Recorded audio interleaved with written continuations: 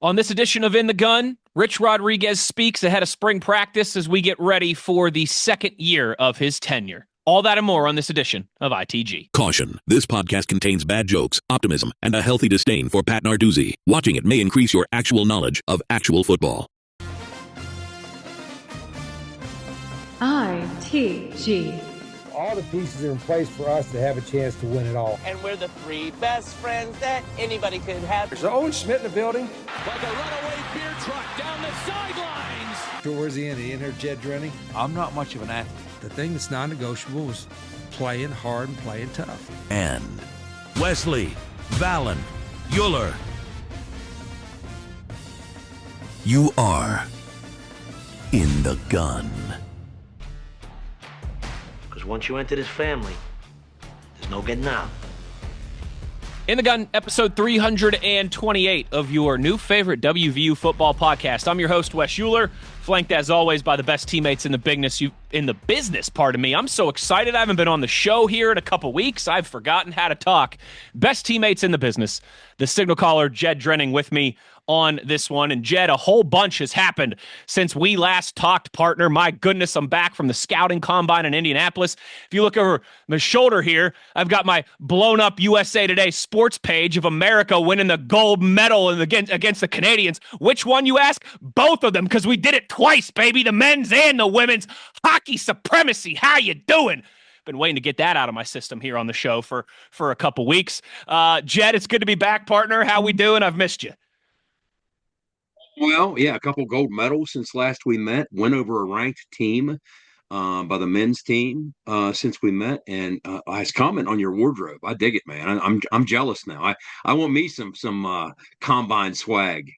Yeah, if you're watching on YouTube, I've got this kind of cool new era combine jacket that I was graciously gifted in Indianapolis last week. It was a lot of fun. No Mountaineers there, but don't worry, that'll be a rare exception. We'll get back to having some of our guys at the podium and some insider information for you.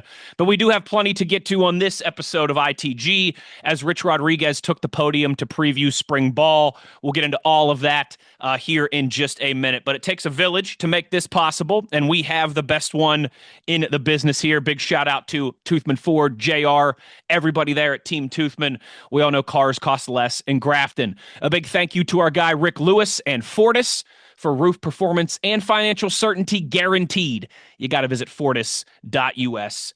To friends of the show and friends in real life, Johnston Equipment, Tim, Emily, Bryce, all the good people there at Johnston Equipment. Make sure you're visiting them, Route 33 between Weston and Buchanan. You can also check out what they got online at Johnston with a T, johnstoneq.com. And of course, to the Morgantown staple, the Book Exchange. Get all your WVU gear and apparel at the Book Exchange. Shop their two locations, downtown or on Evansdale on Patterson Drive, and of course online at any time at bookexchangewv.com. Jed, you mentioned win over a ranked foe for the WVU men's basketball team on Saturday. The women smoked Cincinnati on Sunday. They are now ranked 15th in the country.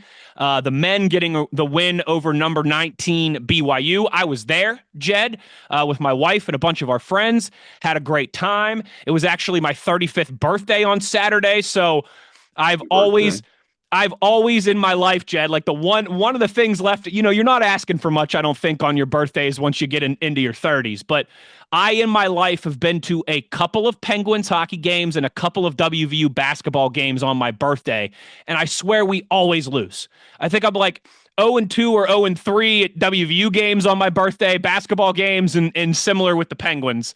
Well, we finally got one for me on my 35th, taking down number 19 BYU 79-71. Big shout out to Big Daddy. He actually put my name up on the Jumbotron for the birthday greeting. So that was a nice surprise there from Big Daddy, taking care of us as always.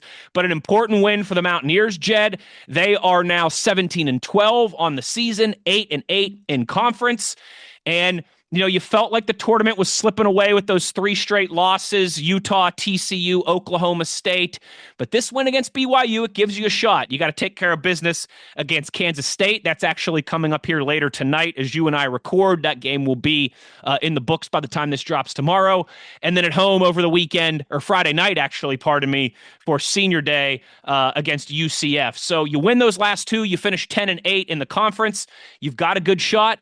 There has not been a men's team in the Big 12 since WVU joined the Big 12.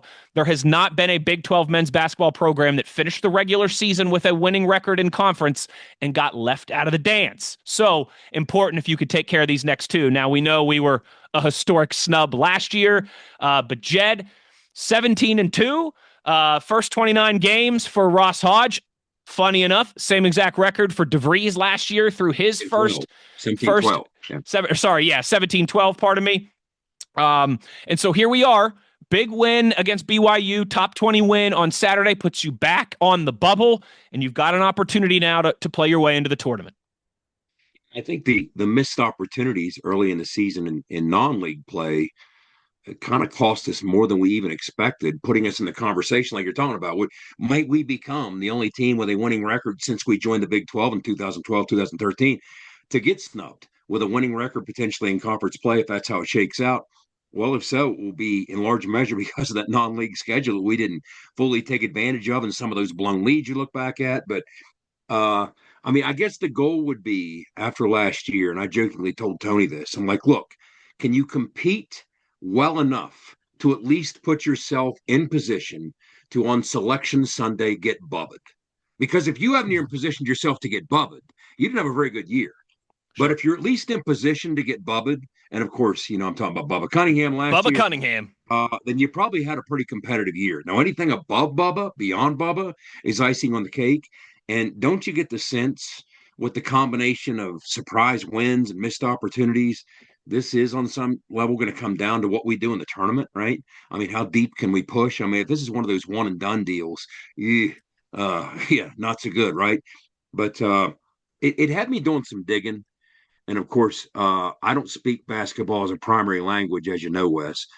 You're much more fluent in it than I am. But I was looking up the definition of quad one, all the different things that qualify. Okay. And that's where it gets interesting because West Virginia has 5 quad one wins, right? Are you familiar with the criteria that goes into that and how they define quad one? Yes. Well, what's interesting is I like how they do it. It's different if you beat somebody when you're at home versus when you're on the road. Correct. They don't hold equal value, so you can beat a lesser team on the road and it counts as quad one. For example, if they're in the top 75 and you beat them on the road, that's a quad one win. So when we beat Arizona State, that was a quad one win because they were 74th in that ranking. So it's interesting to look at that. But you quietly kind of assemble a somewhat impressive resume. Mm-hmm. But Schuyler put out that tweet that you referenced, and it's interesting. 17-12 after 29 games is what a year ago Darren DeVries was at West Virginia. 17-12 through 29 games is what Darren DeVries is at Indiana. 17-12 at West Virginia is what Coach Hodge is. It's crazy. It's bizarre. And meanwhile, we made $6 million or so in the process with the buyout and everything else. So, it's kind of interesting how this is unfolded. The only reason those are missed opportunities and reflection early in the year are because we've made them missed opportunities. I mean, if we didn't string these things together and play well at the times that we played well, we wouldn't be talking about missed opportunities. Right. Not even underachieving, just disappointing season. I mean, this is a season of transition. Let's revisit the reality of it. It's a first-year coach. You're trying to build toward what you might be able to do next year. Fourth different head coach in 4 years, Jed. Yes. Yeah, it's insane. That really, insane. When you speak to the apparatus or the program at large and the relative stability of the program at large, to have a 4th head coach, as you touched on, in as many seasons, it's crazy. And have 5 quad one wins and have 17 wins at this season. Now, of course, this drops tomorrow. We're taping tonight. We got K-State tonight. Don't take anything for granted in this league. How many times have we seen it? So, knock on wood, might be 18 by the time you're listening to this. But again, I hope we string together enough of a resume to make some kind of push in the tournament, in the conference tournament. and then sit back and hope for the best and hope we don't get Bubba again. Tell you what, it'd be a hell of an accomplishment if they were able to get into the dance this year. And I think you're exactly right, Jed. We just want to watch on Selection Sunday, thinking that there's a chance, knowing that there's a chance. And you take care of business here the next couple over this week. Maybe win a game in the Big 12 tournament, and you're certainly going to give yourself a chance. Jed, I pulled this stat for you real quick because I know you would appreciate this. In the ongoing 4 years, now pretty soon going to be into our 5th year of this award-winning podcast. I think the biggest theme over those years have been how much we hate Pat Narduzzi and the Pitt Panthers. But number 2 is just probably the ever-changing college landscape that seems like it really took off about around the time that we all started doing this together. There are only it's senior week in college basketball this week. This is the last week of the regular season. So all these teams having their senior nights. There are only in high major college basketball. So that's not just Power 4. That's high major college basketball. That includes the Big East and a lot of these other conferences. There are only 22 scholarship players who will be celebrating senior night this week, having played at just one place. So let me repeat that again. Only 22 scholarship players in all of high major college basketball graduating from the place that they started and stayed for 4 or 5 years. Just 10 in the Big Ten. 3 of them are at Michigan State, which probably speaks to Tom Izzo and just the respect and the culture and everything that he's built there. 10 in the Big Ten, 5 in the Big 12, just 5 seniors in the Big 12 who started and finished with the same program. 3 in the Big East, 3 in the ACC, 1 in the SEC. That's it. If that doesn't speak to how much college sports have changed, I don't know what is. I saw that on Twitter today. I was like, I got to share this with Jed because it's just nuts. Just 22 in all of college basketball. That's perspective. And the one thing I always default to when I hear these crazy transfer numbers, I'll tell you who has to feel pretty good. If you're a 4-year starter with career records at your school in any sport, you have to feel pretty good that you're going to leave this earth as the owner of those career records, right? Because, I mean, everybody else is going to be so splintered with 3 and 4 and 5 schools that these 4-year starters who have career records, they're going to stand until the end of time in memoriam. And Wes, we would be remiss after that performance we saw by the West Virginia ladies on Saturday. What they did to the Lady Bearcats, I mean, I found myself digging, and I'm texting Andrew Caridi and John Antonic toward the end of the game. I'm like, are we about to set a scoring record? I mean, because what was the last 3 or 4 minutes? We obviously just wanted to get out of there, play stall ball, keep it classy, right, San Diego? But we didn't score for the last 3 or 4 minutes because that's what I was tracking as I was looking up. I'm like, what are the most points we have ever scored in a women's game? Do you know the answer? Oh, 123. Not bad. I looked it up. What did we end up with the other day? 118 against Cincinnati? I thought it was just under 120. Yeah. Because it looked like, I'm telling you, with 4 minutes left, I'm like, oh boy, we might hit 130. Who knows? We might hit 130. But then we hit the brakes and pumped it. And, Coach Kellogg did the classy thing. Of course. I looked it up, and in December of 1982, West Virginia against IUP scored 131 points in the Coliseum. Wow. And 131, listen to this, Wes. If I'm not mistaken, 2 things here. It was a 131-44 win. I mean, that's the Harlem Globetrotters against the Generals. I mean, that's kind of, you're getting into that territory. But if I'm not mistaken, I think IUP beat them the year before. Wow. Think about that. That's a heck of a turnaround. That might be the craziest part of all of it. So they were so ticked off. And you had, I mean, when you look at some of the gals that played in that game for West Virginia, you had some big names, Kathy Parson, Olivia Bradley. I mean, you had, going through the box score in that game, we had 1, 2, 3, 4, 5, 6, 7 gals in double digits. 7 gals. Because the other night or the other day against Cincinnati, I think we had 5. We had 3 who were 20 plus. That's where it starts getting interesting to me. But I'm like, and you look at the number of shots taken. We attempted 91 shots in that game, Wes, and we scored 131. But so it had me digging back to the early 80s and And of course, I texted it to Andrew and John, and they already knew it because as part of the broadcast, as part of the team, I mean, they were amping up to probably at halftime be ready to bring that question up and discuss it. But so those ladies are on a heck of a run. Coach Kellogg, he's knocking them out of the park, picking them up, putting them down. It's fantastic. Certainly ranked 15th. And have a outstanding chance to make some real noise here in March. Good week for the basketball. Let's keep that rolling. I know I told you guys in the group chat real quick before we go to break, but I was in Indianapolis last week. So a guy that I work with, Mike Pursuta, graduated from Michigan State in 1984, and I think he's maybe the only person. I think he's probably the only person in my life who's as psycho about his alma mater as I am. He's in his 60s and he still loves Michigan State football, basketball, hockey, baseball, you name it. And so we realized when we were in Indianapolis on Monday, hey, Sparty plays just up the road on Thursday.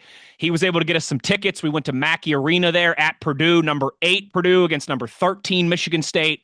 Incredible atmosphere. Hats off to the Purdue student section. They were outstanding. But Michigan State prevails 76-74. First time in 12 years they had won at Purdue. So that was a heck of an experience. Yes, you already know I was wearing my black WVU Cole Rush quarter zip when I was out there, baby, representing. So big hats off to Purdue. Awesome arena, awesome atmosphere. Great game between two really good Big Ten basketball programs. And Jed, I know you would appreciate this. In the because John Wooden played basketball at Purdue. He obviously, was the famous coach at UCLA and won a million national championships, but he played his college basketball at Purdue in the 30s. They have a cool kind of Hall of Honor, Hall of Traditions type thing in the Purdue basketball stadium. Has all the Final Fours and national championships from their men's and women's teams, and then like some jerseys of some famous alumni. And they have John Wooden's senior year jersey from Purdue in there, 1932.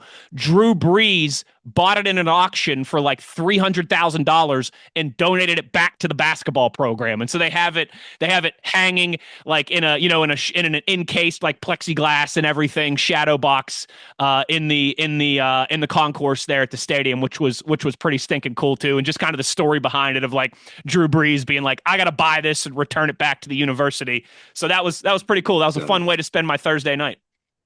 That's the kind of stuff that, like, when you go to the Hall of Traditions at WVU, I mean, there's a ton of stuff that kind of just wows you, but it's the little trivial stuff that might seem trivial that I get nerdy on.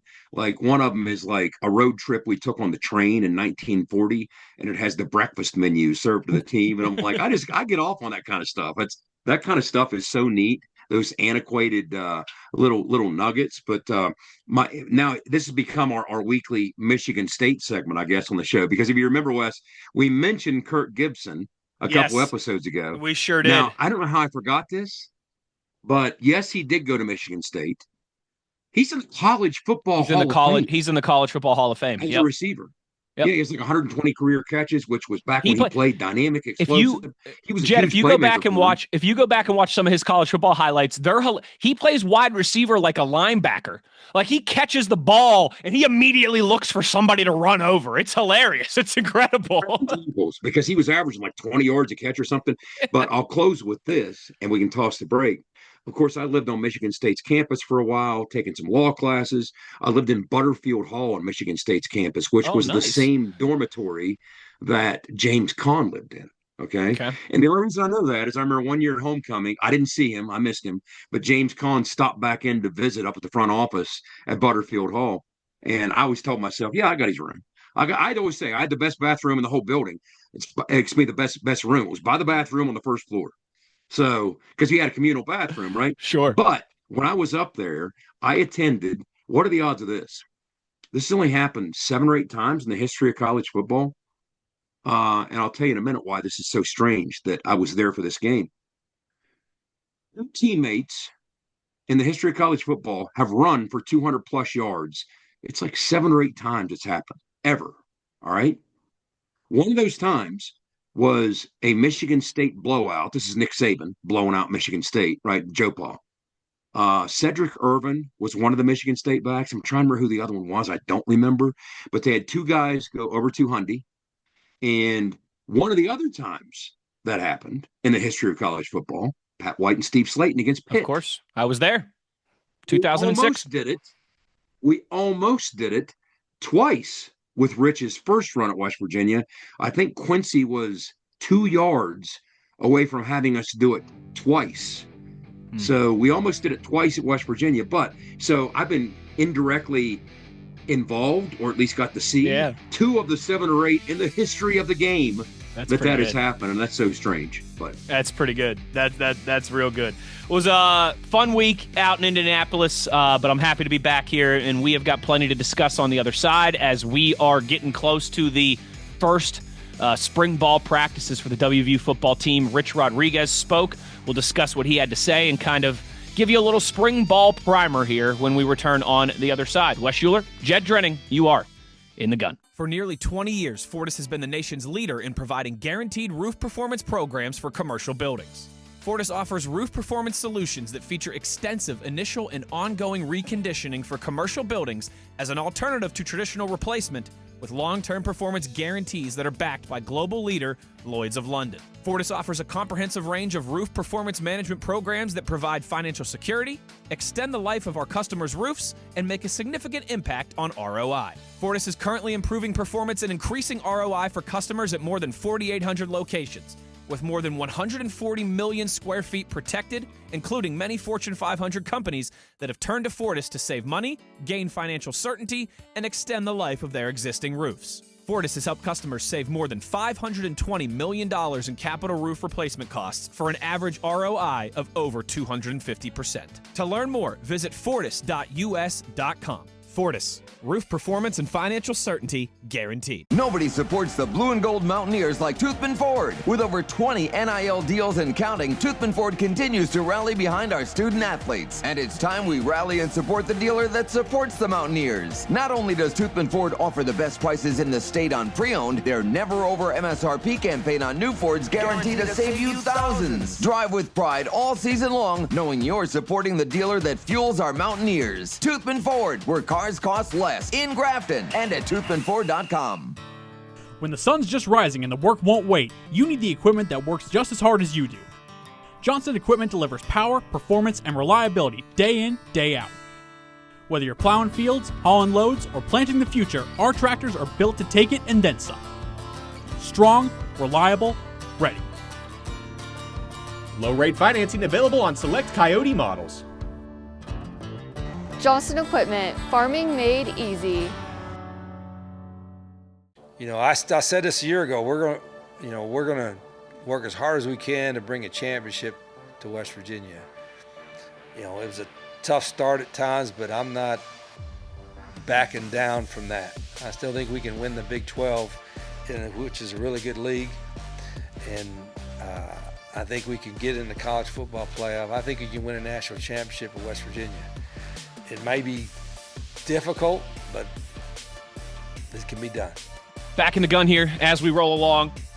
Jed and I, we just took our longest break, I think, in ITG history, sitting here and talking about USA hockey and the men's win and the women's win, and both of them doing it in overtime against Canada, and the 1980 Miracle on Ice and 46-year wait, and Austin Matthews is the captain of a Canadian team. Brady Tkachuk is the captain of the Canadian team.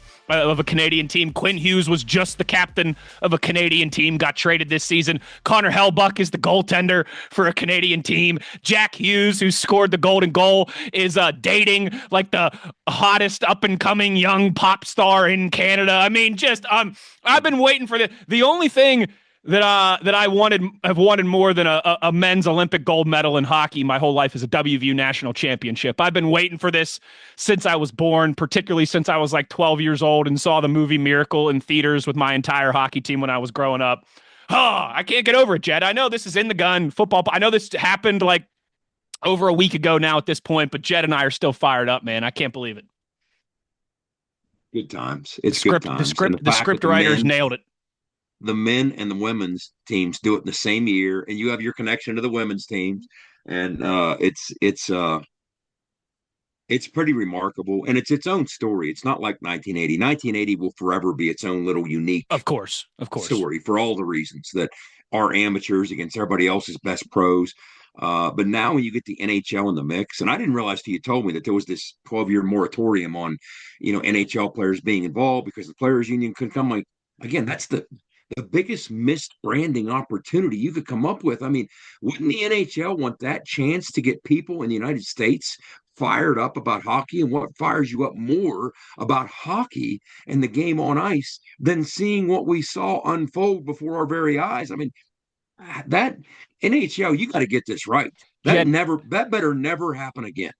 Jed, it is amazing how often, like powerful people get in their own way, right? I mean, it's unbelievable. And I understand the NHL has to shut down their league, and sometimes their players get hurt. We saw Sidney Crosby got hurt, Fiala got hurt, but man, I still think the Pittsburgh Penguins are my favorite professional sports team in the world. I still think it was worth it, even though, we're going to miss Sidney Crosby for a month, and that could end up costing you a playoff spot. It's so worth it. And yeah, the script writers nailed that one. And I'll still be living off that high for a long time. And I'm going to keep that newspaper blown up in the background there of my YouTube shot for a long time. But Jed, let's get to spring ball. Let's get to Rich Rodriguez press conference this week to kind of tee up, kick off spring practice. The head ball coach spoke for about 32 minutes, I think that it was. Jed, we know the first spring practice will be this upcoming Saturday, and they will have 4 spring practices before breaking for spring break, and then return for the final 11 practices, which will culminate on April 18th in a spring game fan event TBD type conclusion. One of the fundamental differences, and we'll work our way up to that, yeah, it's going to be, they're calling it like a spring festival. It won't be a true game. It will, on some level, be football-ish, but this is the fundamental difference between this year and last year. Last year, the reason you didn't want to put on a true performance is because you don't want to provide a showcase for your players right before the second portal window opened. Well, now there is no second portal window. It's not going to open. You either jumped in the portal in January or you're not in. So that's not a concern as much as it is stay healthy, get polished, and give the fans some entertainment. But love the quote that he closed the presser with. He doubled back to something he talked about last year. Schuyler, I believe, brought us in out of the break with that portion of the presser. And, I mean, let's start with that, Wes. Rich said, I said this a year ago. We're going to work as hard as we can to bring a championship to West Virginia. It was a tough start at times, but I'm not backing down from that. I still think we can win the Big 12, which is a really good league. I think we can get in the college football playoff. I think you can win a national championship at West Virginia. It might be difficult, but it can be done. What better closing remarks to kick off your initial spring presser of year 2 than that? In other words, the priorities haven't changed. The goals haven't changed. What has changed is a lot of the roster. The turnover has been significant. And that's part of what he talked about. He said, as you touched on, practice will get rolling this Saturday on March 7th. At this juncture, looks like about 101 kids will take part in spring. We have 4 on the shelf, either nursing injuries or overcoming surgeries. Some, like Ashton Woods, had surgery late last year. That's why he missed the last part of last season. He's still out. So you have 4 of those kids. 13 aren't here yet. You still have some JC and high school kids who haven't arrived yet. He talked about the new staff members. He was asked about that. Athletically, he said he likes where we are. Of course, we haven't seen any real football, so I could tell you much beyond that. All he can do is judge the measurables, how things have gone in the weight room, who the leaders have been. And you can tell a lot from that, but you can't tell football from that. And, as somebody who has been around some of these, I guess is the best way to describe it's OTAs, some get-togethers without a football. I've taken part. I've watched some of these things, and this is a good-looking football team. I talked about it with Schuyler last week. I mean, the body types are different than some of what we saw last year. We didn't see some of these body types last year on the roster that we're seeing this year. So I see what he's talking about. Of course, one of the early questions he got was about Michael Hawkins, the transfer quarterback from Oklahoma. That's one of the things this offseason. We'll be talking about the quarterbacks, and we'll talk about Mike Hawkins and the others. But he was asked about him, and he pointed out that, look, we didn't fly blind with this. First of all, it was a priority to get somebody out of the portal that could come in, have the skill set and the competitive nature to step into this room and compete with our other quarterbacks. But we're not flying blind in the sense that you had guys on staff at Oklahoma with Michael Hawkins, from Zach on down, Henry, that were out there with him. So they got to see the day in, day out grind. It wasn't just game tape that you're sometimes limited or confined to in this era of speed dating in the portal. When you're around a kid in team functions and everything else and all the glue meetings that hold a team together, you can tell a whole lot of what he's about. And so we had guys that were extensively around him, so they knew what we were getting. He's a smart kid. When Rich talked about him, he said he works hard. This is an important spring for him. Obviously, he has the skills. He can run, he can throw, he's smart, he's competitive. They needed to find a guy to compete. That was a goal. We need at least two guys who are good enough to win with. If you can get three, even better. That helps you overcome potential bad luck. He was asked about playing two quarterbacks. And he said, look, I'm not averse to doing that. That's something he's done in the past. If one emerges, you handle it differently. And that's the nature of it. You're not trying to look at this in quarterback competitions. And this one fascinates me for a host of reasons. You've got Scotty coming back. You've got Michael Hawkins in the mix. You have Max Brown back, year two in the system. You have some young guys who have some potential that will flash. And it's going to be an interesting handful of months to watch these guys, not just in the spring, but even into the off season and how they handle their business there, the 8 weeks in the summer. I mean, everything's going to matter. Everything's going to matter. As a guy who was on the scrutinized end of a quarterback battle under Rich's eye, I had to spend my first camp with him winning the job from the incumbent. I've talked about it on here before. Yep. And Rich has a lot of attention to detail. He's paying attention to everything that goes on, both on the field, between the lines, and outside the lines, in the locker room and otherwise. And he wants to know what the best decision might be. But here's the question. When you determine who the guy is going to be, maybe it is a couple guys. Maybe they have to sort it out themselves some point next season. But take, for instance, when you look back at Pat White and Adam Bednarik, people say, well, I don't know, he kind of missed on that. And Rich even jokes that, boy, I didn't know much there, did I? But, the truth of the matter is we won the Sugar Bowl. And in part, we won the Sugar Bowl because by playing both those quarterbacks, we started the season 5-1. And I remember many people during the 5-1 successful start that were saying, get that Bednarik out. We got to go with Pat White and Pat White only. It wasn't until the Louisville game when Pat White announced to Rich and the world, all right, I am ready. This is now my team. So we did what worked up to that point with the 5-1 start, playing the two of them. And then Pat came out of his shell. The opportunity presented itself. The rest is history. And he never looked back.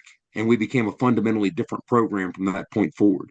The same type of thing has played out elsewhere when he's had multiple quarterbacks, whether it was Denard Robinson and Tate Forcier. Situations where you kind of expected Denard to take the reins and jump ahead, but he just didn't until later on against Tate Forcier. And you can't force a kid into a situation he's not ready for. He has to announce to you and everyone else that he's ready by what he does between the lines, whether that's within the confines of a practice and what he shows you there with the reps that only the coaches see, or whether he does it in a game for all the world to see. So that's always going to kind of be the case.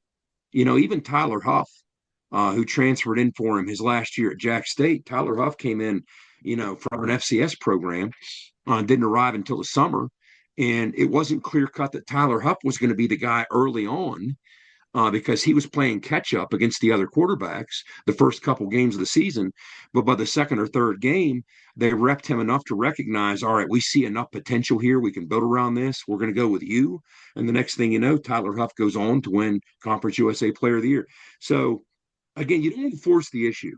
And when you got pieces in place that you're confident will take care of their business, and I do think there's guys in this room that will play the position the way you want it to be played. We've seen Scotty do it to some degree. Michael Hawkins, if you study what he did at Oklahoma, you've seen flashes of him doing it as well, and maybe even some others. So let this thing unfold in its natural fashion. Judge them accordingly. but don't just say, hey, I think whether you like it or not, you're ready to go. I mean, Right. you didn't want to do that to Pat White. I remember when we inserted Pat against Syracuse and that rough around the edges, ugly 15-7 defensive win up in the Carrier Dome. The Owens talked about how he got yelled at his first time snap in the game. It was an ugly football game. It was disjointed offensively. And nothing about the offense was really clicking or flowing. And it would have been ill-advised at that point to say, hey, Pat White, you look like you're not quite ready. We don't care. Get in there anyway. You're starting. That would not have been a good decision. You can ruin guys like that. You could shatter someone like that. Yeah. You absolutely can. So let them a little bit at a time at their own pace, show you what they're ready for. And then when a certain opportunity does arise, whether it's in practice or in Pat's case, like a game, they'll make the most of it and show you, all right, thanks for giving me the warm-up. Thanks for giving me the head start. Now I'm ready. Now I got to work through those reps. And after, a redshirt season plus 6 weeks this season, counting camp and everything else, now I'm ready to rock and roll, and this is my team. And in a perfect world, that's how these things unfold. So when I saw Rich ask about Michael Hawkins, it's perfectly natural for the media to ask because they know the fans want to hear. What's the situation with the quarterback room? What's the situation with the new quarterback? And so when I saw that, Wes, that's kind of my reaction to it. Mm-hmm. But I'm fascinated to see. I like the young guys too. One of them's not here yet. One of them is. But I want to see what Max Brown does. He never really got his chance last year. Yeah. He got injured when he did. Rich mentioned him by name a couple times. He has an interesting skill set, and I can't say enough how much it means to be year 2 in the system and the leap that you can take with your understanding of the scheme and your comfort level with the tempo and the things that are going to be asked of you. So that's the quarterback piece, at least right there. We saw some of what Scotty could do. Scotty's going to be a better quarterback than what we saw last year, just like Scotty was a much different quarterback late in the year than he was early in the year. Scotty Fox was not ready in September to do what you saw him do at different points in November. He wasn't ready to. And part of that flashed against Pitt. We wanted to get, a bit of a shot in the arm against Pitt. And he got in there and, it was a bad offensive ecosystem he was surrounded by. So I'm not going to put that all on the young quarterback, but he wasn't at that juncture tall to the task. And he gradually became tall to the task. And that's when you started handing a little bit more to him, feeding a little bit more to him by the time the TCU game rolls around, by the time the Houston game rolls around. So that's the kind of natural course of how it goes with the quarterback position. I mean, one of the best things I remember is I had a coach ask me at WVU what I was ready to do in the spring game. Like my first spring game there, I was inserted into the game. I'd only been around the team for that spring. And they asked me, hey, what are you ready to do? And it wasn't just Coach Nealon. It was a combination of Coach Nealon and the offensive staff. And Coach Nealon kind of interjected. And I remember I played this to my advantage, Wes. He said, hey, what are you comfortable running, Jed? And I remember I told him before that last series I was in, I was like, that 16 phony X post, I'm pretty comfortable with that, which is a fake double reverse deep ball to the X. I said, I'm comfortable with that. Okay, let's run it. He just shrugged it off and he said, okay, run it. I can't believe that worked. Okay. So I got in the game, ran 16 phony X post, I should say, made the fake to Keith Paporowski. He's a Massachusetts kid, a tailback. And I remember Ronnie Weaver made a heck of a catch on the deep ball on the X post. And I was like, hey, that actually worked. But sometimes you lean in and even ask for the kids' input. So let's see how this goes. I like where the room is. It sounds like Rich likes where the room is. But you want to start with the quarterback conversation. So we did. The media did. That makes perfect sense to me. It's been called the mission critical position in sports. That's true. And if you want to win at a high level, you got to have at least one, if not more than one. And I think we got an opportunity to do that. I completely agree. I'm very encouraged about Scotty Fox coming back, but you want competition at every position. That's another thing Rich talked about. He said, you feel like if you have 2 guys you're confident in at every position, you're going to be good. If you feel like you have 3, you could be great. And that's part of this whole process. Obviously, once again, there's massive turnover on the roster, but I think it's good that one of those incumbents that's staying and competing for such a crucial job, obviously at quarterback, is a guy in Scotty Fox who had plenty of experience last year. I am over. I think I'm bullish. I'm optimistic that after a whirlwind year at quarterback last year, that we could hopefully finally have some stability there in 26. What you know about Scotty? I saw enough out of Scotty a year ago. Scotty has an absolute next level arm. He can make NFL throws as a freshman in college. He has a next level arm. He demonstrated that a handful of times with some big league throws last year. The massive third down conversion against Houston late in the fourth quarter comes to mind to Jeff Weimer. But what impresses me even more about Scotty, especially later in the years, he developed a comfort level or started to a little bit, was his processing speed. He started to kind of put things together a little more quickly, and that's something you just got to rep through as a young quarterback. So I'm interested to see a kid with a starting point with an arm like that, and he's sneaky athletic. We saw some of what he can do with his legs. I like the fact that he's athletic enough to convert a 3rd and 6 as soon as he sees a hole in his own. I love that. He did it how many times last year? But he said he can also kind of hurt you in the design quarterback run game, which is a critical part of what Rich does. So another off season within the scheme, another off season in the weight room to enhance himself physically. I expect the processing speed to get faster and faster for Scotty. I'm excited to see what he might be able to do. Now, when you look at Michael Hawkins and study what he did at Oklahoma, again, we'll spend more time talking about this. We'll dedicate whole episodes to the situation at quarterback, but he played behind a wretched offensive line for the better part of his time at Oklahoma. I mean, you talk about running for your life. I mean, they gave up more sacks, I think, than anybody in college football a couple years ago, and so he didn't have. You think we had an imperfect pocket last year? You ought to watch what Oklahoma was struggling with recently, and that's kind of what he was trying to develop in the face of. And he showed some flashes. I mean, there were some things he did with some strange arm angles that they'll be working on. I think they can rectify that pretty quickly. I think it's the Pat Mahomes effect, to be honest with you. Some of these young quarterbacks like John Mateer out at Oklahoma made some off-platform throws. Next thing you know, he's getting a lot of buzz about it. So the other quarterback in the room, Michael Hawkins, wants to make some, hey, I can do that too. Yeah, I mean, it's just, see, you can shake that out of them pretty quickly. So if you're watching the Oklahoma tape and you see some of that, and in some cases he did force that, that's easily rectifiable. So don't lose much sleep on that. But when you see him at his best, he's instinctive. He's dynamic when he tucks the football and goes. He's an absolute next level runner. He's explosive, and he has arm talent. And I saw him make some relatively advanced reads in the pass game as well against some critical looks defensively. So again, I'm looking forward to the competition and see what it will look like through the spring and then even after the spring based on the starting point. This is a guy who was a former 4-star. And if you look back to when he signed with Oklahoma, there was so much buzz that the Oklahoma media was almost positioning it as that recruiting class 2 years ago when he came out of Dallas was built around Michael Hawkins. So this is a kid with a pedigree. He's played at a high level and had a lot of success doing so in the state of Texas. Was a very coveted prospect, and then flashed some things at Oklahoma that had me excited. So let's see. Yeah, absolutely. No, I'm very excited about it, and obviously, Jed, there's 1,000 different plot lines heading into the spring, but when you have uncertainty at quarterback, I think that's always going to be the leadoff hitter in these type of conversations. You want to start at quarterback, and it makes perfect sense after last year to jump. Guess where? The offensive line. That's the other thing Rich was asked about.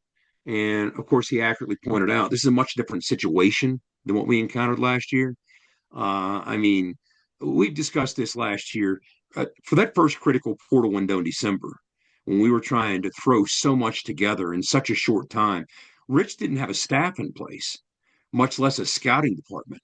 So it was kind of, you needed an entire football team after the attrition. In the modern age, when you get a new head coach, when you lose your head coach, you're going to suffer greater attrition than you have ever seen.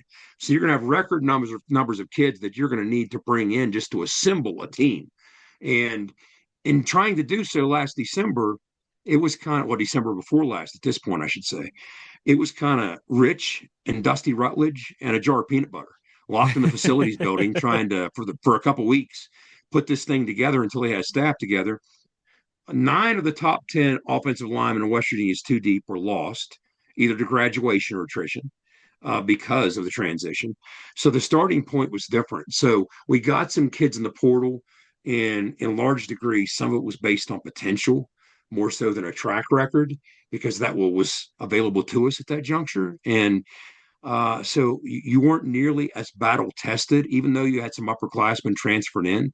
They weren't upperclassmen who necessarily played as much football. Whereas this year, yes, you have a lot of new faces, but it's a fundamentally different situation. Mm-hmm. We've talked about it, Wes. We mentioned that metric on the show earlier. I think we ranked 7th among offensive lines in college football with career snaps taken, because we signed from Wes King, Carson Cassidy on that line, Bubba Grayson. We've signed some guys that have played a lot of football elsewhere. Devin Voss from K-State played some football for the Wildcats. So it's not like they're untested commodities. When we were signing guys, and our goal this year was pretty crystal clear, we were to sign guys not for depth, but guys that could all come in and push to start. And I think we accomplished that. And when you look at the holdover or the retention of a couple other guys in the mix, whether it's Landon Livingston, who played significant football for us a year ago, Nick Cray, I think played more snaps than anybody on the team last year. Nick Cray's an incredibly athletic guy. And I think he has a high ceiling. So throw him in with a Rick Trickett, the new coach that, Rich also discussed. And I think that you could see a fundamentally different player in another year in the system with Nick Cray. And so you have battle-tested guys, and also Malik Agbo. I think that's a name to pay attention to. Malik Agbo has now put on more weight, and the indictment against him last year was, we heard it how many times, he's not heavy enough. He came in way lighter than what he showed up at Texas. And I mean, at Texas, at his heaviest, he was 320. And I don't know if you've ever seen pictures of Malik Agbo at 320, but he's a different human being than he was last year at 280 or what it was he was playing at. And I think he's pushing 3 bills already, if I'm not mistaken. So he looks different. And I don't think his reshaping of his body's done. I'm really excited about Malik Agbo. I really am, because there were things I saw from an undersized Malik Agbo last year, technically, that I thought was very promising. I mean, he showed some flashes in the second half and the late going of last year. So it's not just that we rebuild it. We rebuild it with some pieces that can kind of not just pick up where you left off, but you want guys that understand the big picture. Sure. And the 2 pieces from Jack State, that's critical for a couple of reasons. Yes, they played in the scheme. Yes, they played in the system. But more importantly, yes, they understand Rick Trickett. And Rick Trickett is such a technician. Technique is such a huge part of what he does to get the best out of his players, that now you have a couple guys in the room that can specifically and exactly explain to the other guys in their own language, their peers, saying, guys, what he actually means this. Okay, don't misconstrue it as that. It's more like this. And that is so helpful that you can't quantify the value of that. So I think on the offensive line, it was great job on the media to ask that. And I think Rich addressed it well. So I think we're going to see a much different unit, maybe more difference in that unit than any unit on the team this year. Yeah, I hope so, because listen, for every football team, that's your lifeblood, but I think especially for a Rich Rodriguez football team. And Jed, just to kind of speak to, I'm guilty of this at times too. You see the number of new players on the roster and it feels like, oh no, we just did this last year, here we go again. But this is different. And I actually bookmarked this tweet because I wanted to bring it up to you. This is from Brad Powers. He's a college football I don't know, like gambling analyst type guy. He works for covers. Did we send this in the?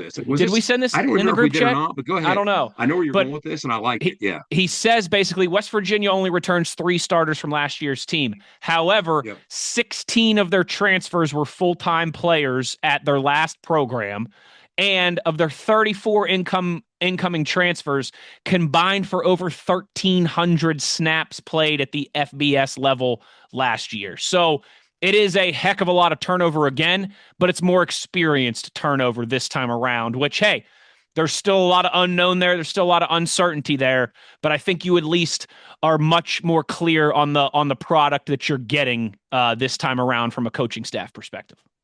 Now that was, give me the number again, Wes. It was over 13,000 that he said, right? Over 13,000, yes. Okay, now again, you're talking about the nation's leading rusher and Cam Cook. So yeah, there's the guys that are playing a lot of football. But let's double back to what we said about the O line. The overall number in terms of incoming transfers is over 13,000. More than half of that is from the offensive line. Mm-hmm. Like I think it's the numbers like 7,600 or something like that. So more than half of that is from the offensive line. So that really speaks to what we're talking about with how formidable they could potentially be. The starting point, it's like I joked with Coach Trickett, last week when I saw him. I said, once again, here's your jug of water. We need some wine. And I don't think it's entirely a jug of water at this point. It might be like a Boone's Farm or something. but, I don't know what it might be, but it's Mad not water. Mad Dog 2020. Yeah, it's now we want a much higher Merlot brand, but and I think he'll give that to us. But the pieces that we brought in, I look at these guys and there's reason for excitement. I mean, these guys are battle tested; they'll compete. And then I look at the pieces that we lost a couple guys that we would have liked to have kept. Sure, that's just going to be the modern nature of doing business. But at the same time, I think the number far outweighs the ones we brought in than the ones we lost. Far outweighs the ones we wanted to bring in versus the ones we didn't want to lose.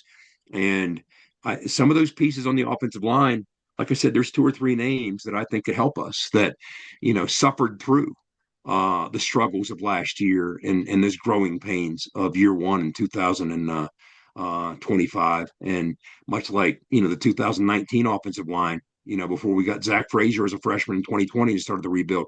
So, but yeah, Nick Cray, again, don't sleep on Nick Cray. Why was he athletic?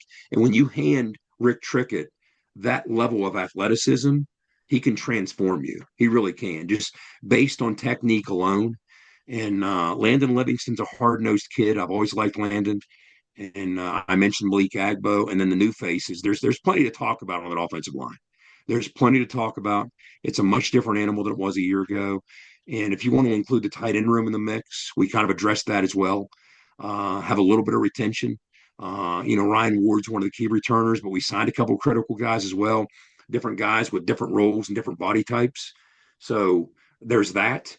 And then, where do you even start with the running back room, Wes? I mean, it's exciting to look at behind that offensive line.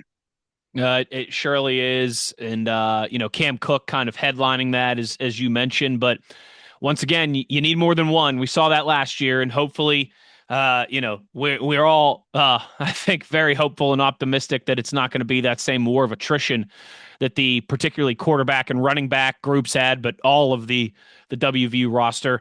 But I think you're certainly much more equipped to handle it this time around in that running back room. I think you certainly are. And Cam Cook is the veteran leader of that room. I mentioned this on the show last week. I bumped into Noel, and he was telling me, just walking me through kind of the dynamic of the room. The other kids kind of gravitate toward Cam Cook. They see him as that veteran leader. They have a nickname for him. They call him Unk already. Of course. So they recognize he's the gray beard in the room. So there's plenty to be excited about in that respect. And then, how many times on this show we talked about Amari Latimer and what he can potentially bring. And Amari Latimer is a guy, Wes, that, again, when you're around the team and they're working out and you just see him, that's a body type that they don't grow on trees. I mean, that's a specimen. Amari Latimer is a specimen. You can't teach that, Jed. No, 5'11", 230, and I mean a solid 230. And then you have a combination of potentially, you're going to need 3 or 4 guys in the mix, right? And because you want to feed them, the way we like to run the football and establish the run and use tempo, there's plenty of carries to go around. So you're also having guys battling for it like Martavius Boswell, who's a very established commodity, come from the junior college level.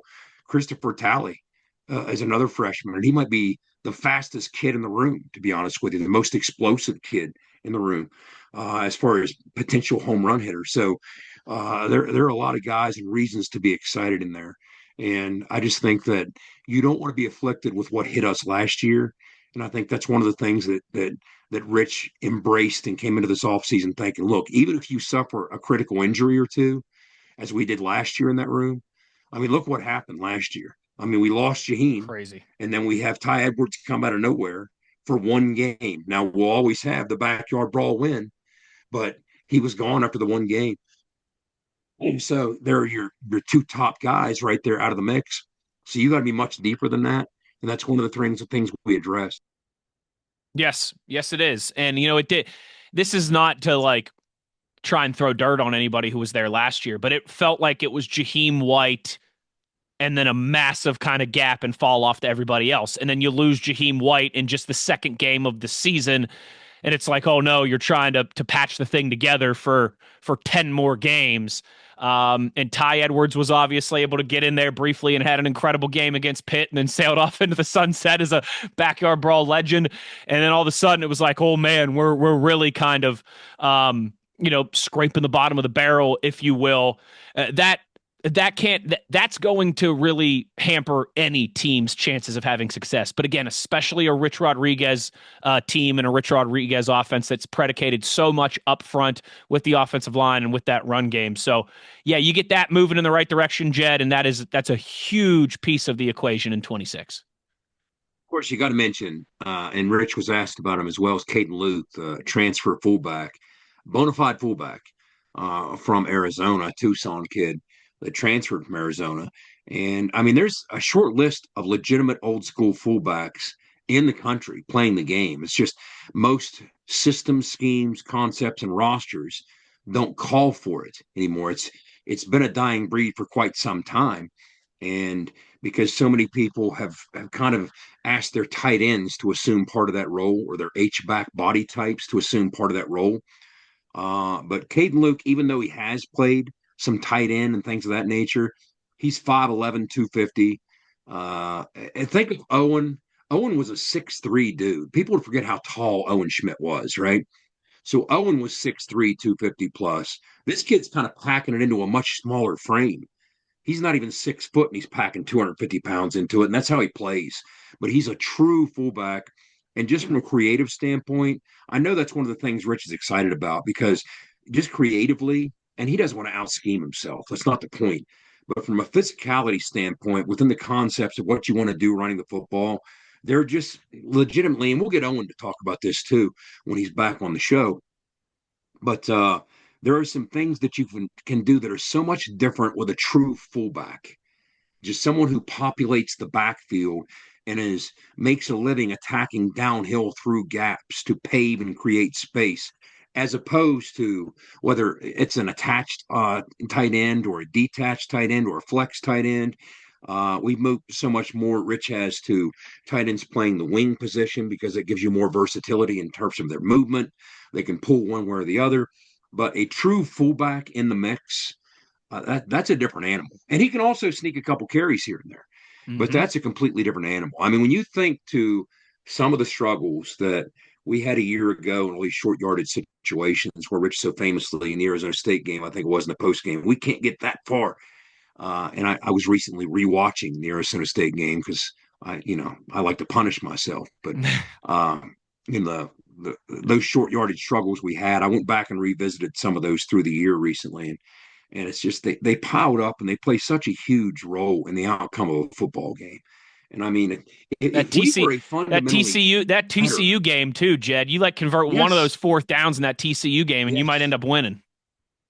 I mean, you could have been a bowl team if you were a top quarter of the country short yardage team last year. Just change that alone. You could have probably won a couple more games.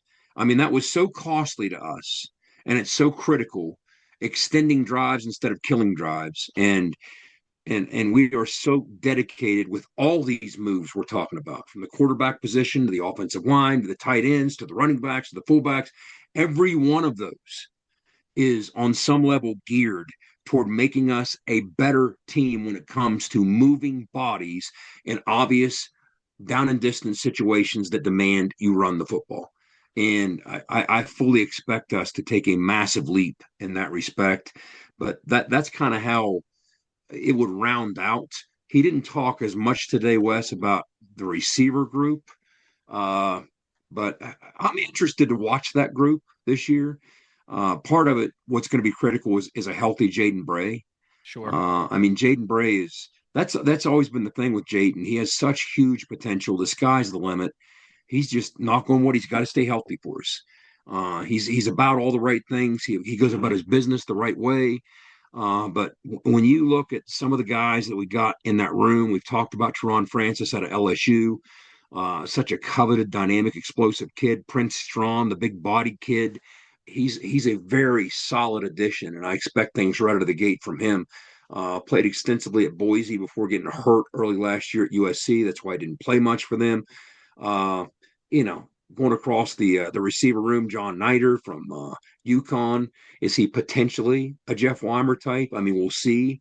That's kind of how he flashes. DJ Epps, Keon Hutchins, Kedrick Triplett. We've infused some speed into the room, so that's exciting too. But it's going to be an offense that I'm not sure you'll recognize in many respects outside of one of the guys competing at the quarterback spot. Yeah. And that's exciting. There's a lot of potential there, and that's some of why Rich was talking about what he was talking about today. Yeah, no, absolutely. And again, that's what so much of the conversation centers around, because that's what so much of the Rich Rodriguez experience centers around, Jed. And yeah, I think, listen, it almost feels like the offense has to take a step forward this year. You need to see it. It has to all come together. But I think they have laid the foundation already. You love the addition of Rick Trickett. You love the offensive line additions, quarterback battle, some real weapons now at wide receiver and running back. They're certainly, 365 days later in a much better spot than they were last year. And overall, at large, he was asked about, you brought in some JC kids in December. Was that a necessity or what you like? Well, obviously we liked them. If we bring a JC kid, we think they're able to contribute right away and help us. And he was asked about that as a group on the defensive side of the football. But numbers in general, numbers at large. He said, look, the reality of it is you don't want to be in a position where you're bringing in 70 or 80 new kids every year. Sure. That's not what you want to do. We were forced to it was dictated by the situation a year ago because of that level of attrition with the coaching change. And we've been almost forced to repeat it on some level this year because you had 41 seniors that were one and done, or not one and done, all of them, but quite a few of them. And so when you lose 41 seniors in one class, that's going to leave a pretty big void that needs filled. So now this year, you're looking at a situation where it's going to be like 20, 21 seniors. We still potentially have 2 or 3 spots that we've reserved. We can kind of keep open and fill. And that might come later, see how things go in the spring, see how healthy you stay, see how things shake out. Or, if you just have a position you want to address, you can have some JC kids that won't graduate till May. That maybe you can latch on to. Some other guys that have been in the portal and don't have necessarily what they want yet. So you'll see quite a wave after spring ball across the country and guys that are signed at every position. Even though there is no portal, there's been a lot of guys lingering in the portal unsigned since early January. Yes. And they're getting pensive. They're getting a little nervous. They're getting a little shaky, saying, hey, I thought this was going to happen a lot sooner, a lot quicker for me, and it hasn't. A lot of those guys will receive offers and opportunities after spring ball, and maybe 1 or 2 of them from West Virginia. But it was just the nature and the way the things unfolded. We went heavier on high school this year than we did on transfers, but we still signed quite a few transfers. But in a perfect world, it's unpredictable until we put some sort of guardrails up on how this works. But we'd like to have 20 or so seniors like it looks like we'll have this year. And that's kind of what you're looking at. And Wes, what I would close out with, he talked about Deke Adams. He was asked why Larry Knight left, and he said, well, he's from Georgia, and he got a call from Kirby. That's why, I heard that too. That was funny. It's hard to say no. But so, hats off to Kirby for taking the high road. Not all coaches do that. So nice of him to do that. And so we have Deke Adams. We were fortunate to find him available. Rich doesn't necessarily have a history of him, but he knows a lot of guys who do that he trusts. And so I think he's going to bring some value for us. But he went back to, and this is something we've talked about, Rich's circle has talked about through the years for so long. Because Bobby Bowden has said many times, and he told Rich this when we were at Glenville. He's like, you're going to go through 4 phases. when you're building this program. You're going to lose You're going to lose big, lose close, win big. And I always add the fifth step, which is, all right, how do you handle the prosperity? Okay. But he said, well, the reality of it is, he said, in this day and age, I don't think you can afford to do that. Because if you lose big and then lose close, well, that's 2 years of losing. That's 2 years. And nobody wants that these days. And nobody has the patience for 2 years of losing. So last year, if you want to say we lost big, which we also lost close, in some cases we won close, but we lost some big ones, okay? I mean, hello, I was at the Texas Tech game. I was at the Utah game. Yeah, yep. we lost some big ones, all right? Yep. He said, we better jump from losing big to at least winning close this year. So we better skip a step there, and that's a great point. You got to find a way to do it. Now, people don't have the patience, but the good news is the nature of the game, the way it's changed, you're also maybe in position, if you make the right choices from a personnel standpoint, to turn the corner a little more quickly. And then developing it over the long haul of 3 or 4 years, player development has kind of, in large measure, gone the way of the dinosaur. He did talk about multi-year deals for kids, and we have a number of them on multi-year deals. I don't want to toss the number out until I hear somebody on the staff toss the number out, but there are certain kids we have on multi-year deals, and by multi-year, I mean 2. And he said, look, I'd even like to reach the point where we go 3-year deals for some kids, right? And you want to work because retention is such a key part of it. As soon as the season ends, you're looking, all right, who can we retain? Well, you'd like to have some of your critical pieces under contract, locked in under some deal for more than a year. You don't want free agency with every kid every year. Of course, the upside to it is it gives you flexibility. If something doesn't work out and it's a 1-year deal, well, you move on. That's the upside of the transactional nature of what we're doing now. But if it's going to be a critical piece to what you're doing, and I would imagine the fans can probably even guess a couple of the kids that we have, signed to 2-year deals. But the number maybe isn't quite where you want it with the 2-year deals, but I'd say it's closer than people think because you don't want it so heavy you're choking on those things and things don't work out. So, but he talked about that as well. So it's more of a roster management conversation. But yeah, things get started Saturday, and after that, we'll have something more closely resembling football, and we'll be able to talk about some of that as we start moving forward. Always an exciting time. Means spring is close, summer's close. It'll stop getting dark out at 5:30 every day, and we'll get some warmer weather here. Jed, I always love spring practice, March Madness, the Masters. That's like the scale of, okay, we finally made it out of the dark of winter. Spring ball, March Madness, then the Masters down in Augusta, and we turn the corner, and it's summertime, and the regular season's right around the corner. But yeah, this listen, these 15 practices are always important, but when you're heading into year 2 and you're trying to turn that corner, as you like to say, it's a big few weeks for the program, certainly. You live up here on the mountain in Davis, West Virginia. I mean, I'm watching the Kentucky Derby, and I'm still not out of winter. Right? I was gonna say, you're gonna get a foot of snow on Cinco de Mayo up there, Jed. Oh yeah. Oh, trust me. We had the 3rd week of May, 20-some inches a couple years ago. Oh, God bless you. That's unusual. That's unusual, but it sometimes happens. Yeah. Once you get through, my dad has seen a snow event. That's not what he called it. It's what I'm calling it. In all 12 months of the year, I have not. I do have a buddy that's a doctor that said he remembers as a kid watching the 4th of July fireworks. He remembers it like yesterday and watching snow blow behind him. That's unbelievable. That's the elevation, baby. Up here in the elevation. That's it. It took me 4 hours to get to Clarksburg one day last week. I had 3 18-wheelers on 3 different roads that shut down the road. They shut down 219, they shut down part of 50, and they shut down another road. Almost did. I got by the 3rd one. They still had half a lane open. But and meanwhile, I got to Clarksburg, and they hadn't seen snow in 3 weeks. Yeah, of course. That's how it always works. Yeah. Sorry it took me so long to get here. They're like, what are you talking about? Usually it's an hour 20. Yeah, it's like I texted my wife a picture, and she's like, you took that today? I'm like, I took it 2 minutes ago. I'm like, she's like, how's that possible? I'm like, we got 1.5 feet of snow, and it's our lives. We know that elevation, right? That's it.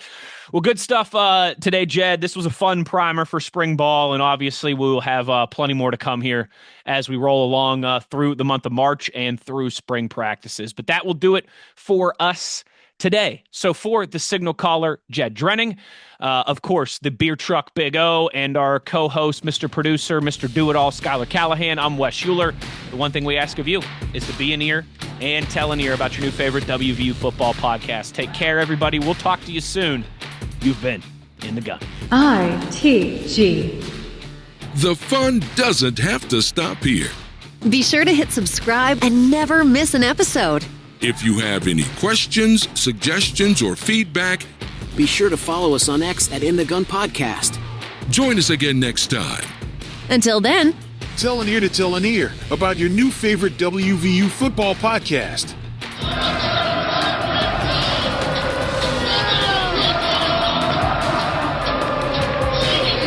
This mission is over. It's over.